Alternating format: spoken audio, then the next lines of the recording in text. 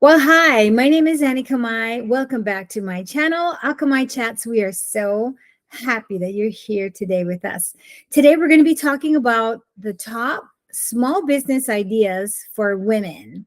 And I'm not going to be talking about the things that other people talk about because, that would kind of require you to go on and get some new skills. But three things that you're going to learn in this video today is leveraging your TSA. We'll talk about that. And I will teach you what that means if you watch more of my videos. So leveraging your TSA, knowing your why, and work-life balance. These are all really important things for women. Work-life balance and your why. This is really important for women. And I don't know, maybe it's different for men, but anyway, so that's what we're here to talk about today. So what kind of business can you start if you want to leave your job, or if you're not happy in the job you're at and you want to change careers? Maybe you want to, like I said before, try to build a retirement business, or you retired and you're bored and you want to do something and make some money at it, right? So these are a whole bunch of ideas that as women, we would be interested in learning about. So knowing or leveraging your TSA, your talent, skills, and abilities. I'm not going to go tell you that you can go and be a digital marketer. If you want to leave your job, go be a digital marketer, because that's a really hot job right now. So no, we're not going to do that. And the reason we're not going to do that is because you have all this experience. You have talent, you have skills, abilities, you have hobbies, you've got experiences. Leverage what you already got to roll into a new business. Because if you got to go and spend some time to learn about how to do digital marketing or how to be a web developer and going after these jobs just because it's hot and trendy and you can make money, that is not the tea. Utilize what you already know and turn that into a business. Because if you combine that with your why, which what we talked about last time, you combine that with what the thing that drives you and, helps you to get to your goal. You combine those two things and it's like not even working, right? I used to tell my kids when they were little, my son, love him. He used to say, oh, I want to be a pastry chef when I grow up. I'm like, why do you want to be a pastry chef? Oh, because they make donuts. So he wanted to be pastry chef. He is not, he's brilliant. He works in, well, I won't tell you what he works in because it's top secret. But anyway, so I used to tell my kids, you do the thing that you love and you'll never work a day in your life. If you have fun at what you love, I mean, if you have fun at your job, it's not even like working. Like my job, I used to work in radio advertising. My job was radio sales, but it was not like working because I loved it. I loved helping my clients. I loved learning about new kinds of businesses. I loved learning about people's businesses and how it worked and all the things that went into it. I mean, that's one of the reasons why I wanted to start my channel, is because I know a lot about a lot of different kinds of businesses. I did that for like almost 20 years. Not quite, but almost. I did that. And because I loved it, I loved learning and I loved helping people. It was not like working at all. My days went by so quickly. And sometimes I had to work 7 days a week because, love them. But my clients loved having these little events on the weekend where you have the prize wheel and people come and they visit your business and all that. It's called a remote. Anyway, so I did that, but I never worked a day. Some days it was harder, but you get the idea, right? So if you do the thing that you love and you're good at, it's not like working.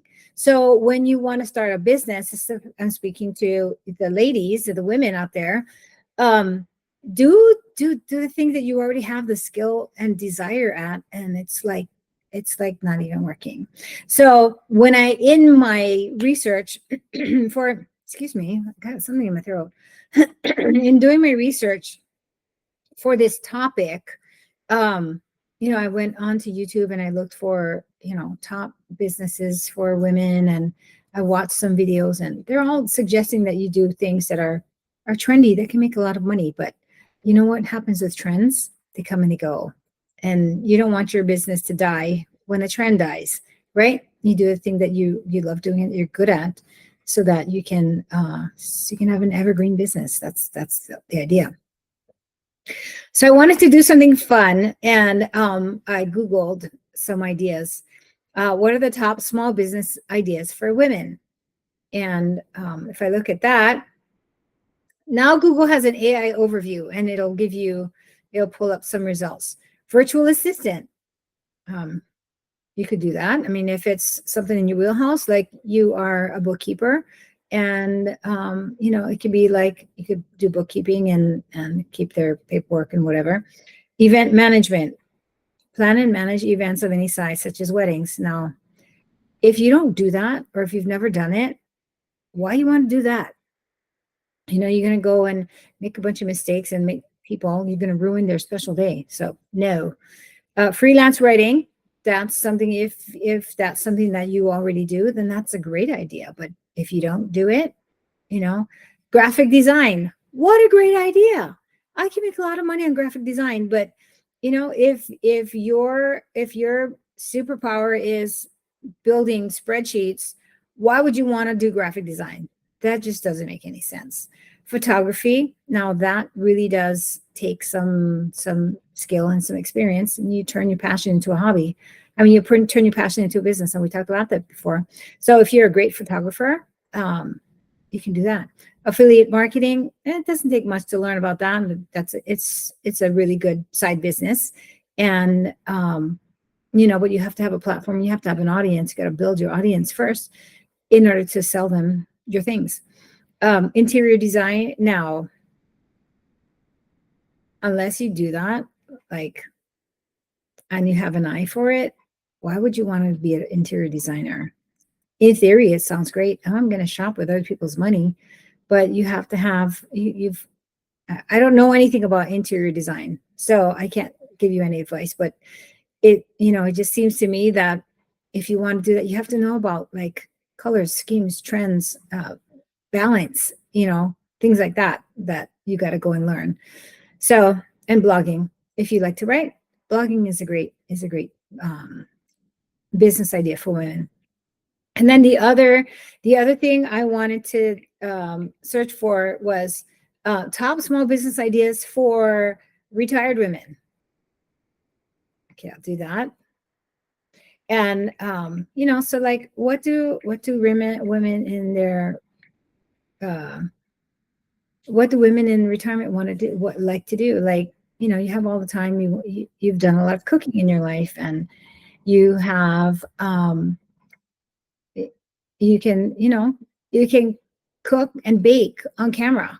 A lot of people do that. And this is one lady, I remember her name is Mary, and she has a YouTube channel, and I love to cook and I love to bake, and I like to make things from scratch. And she was making a sourdough starter, and I wanted to learn how to do that. She has a cute little channel. She's a cute little lady, and she's got tons of fun. I think she's up to 100,000.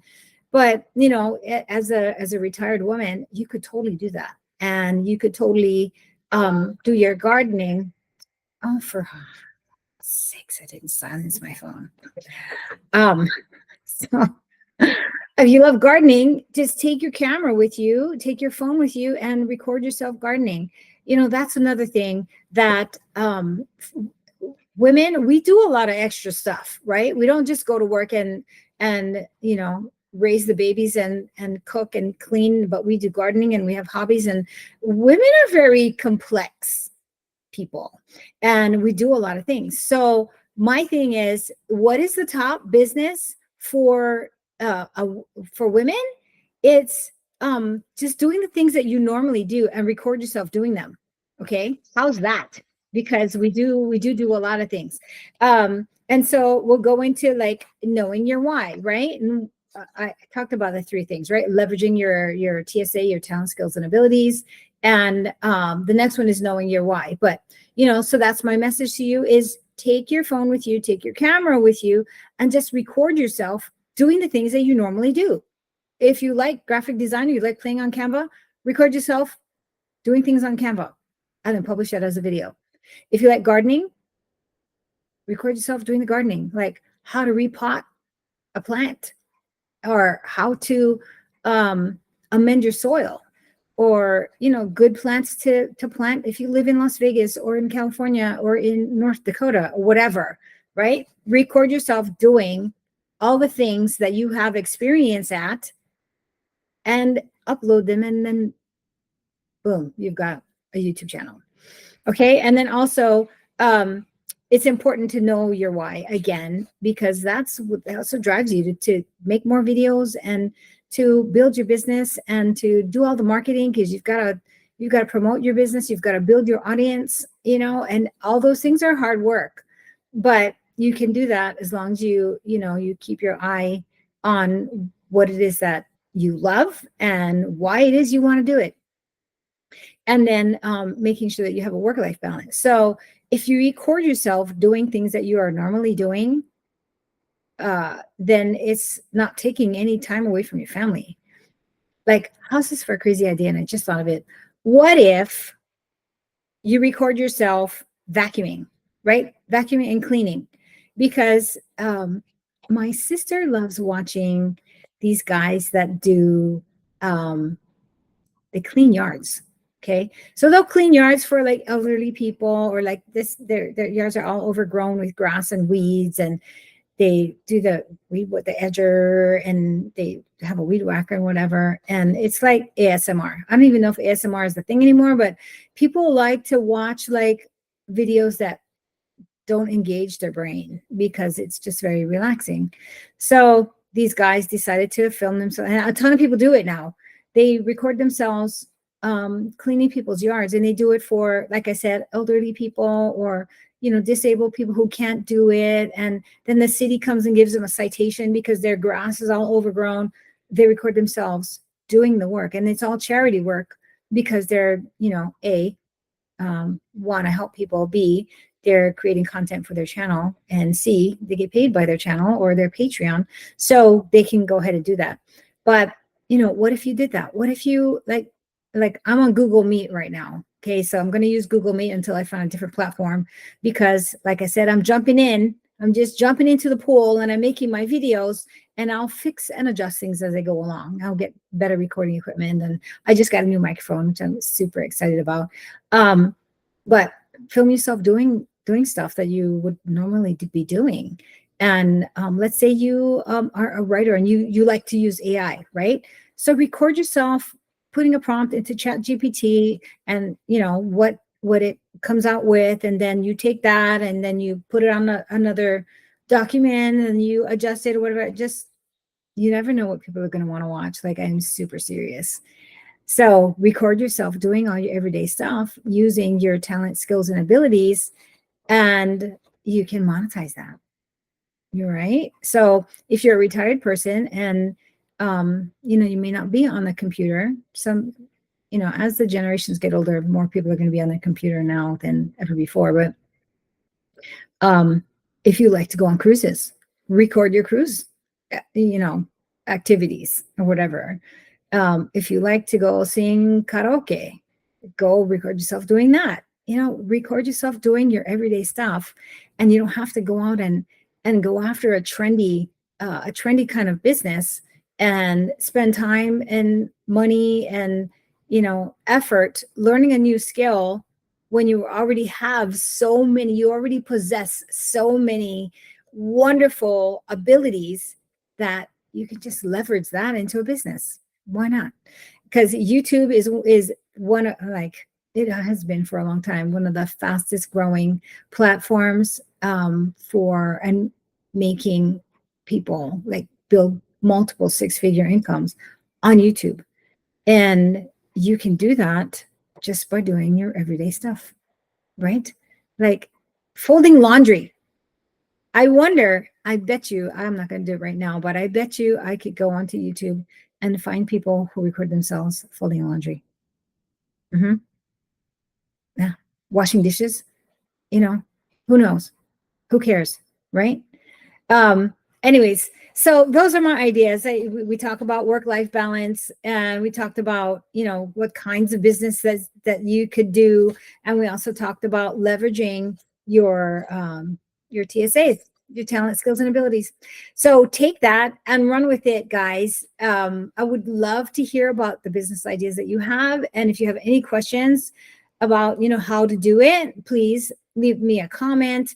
And if you need help with marketing ideas, I am more than happy to share with you. You can go visit my website. I'll put that in the description, what my website is. But and I can point you in some direction on how to get help with marketing, or if you need help, let me know. Okay. Right. Once again, my name is Annie Kamai, and this is AKamaiChats. I really appreciate you sticking with us, and we hope to see you again soon.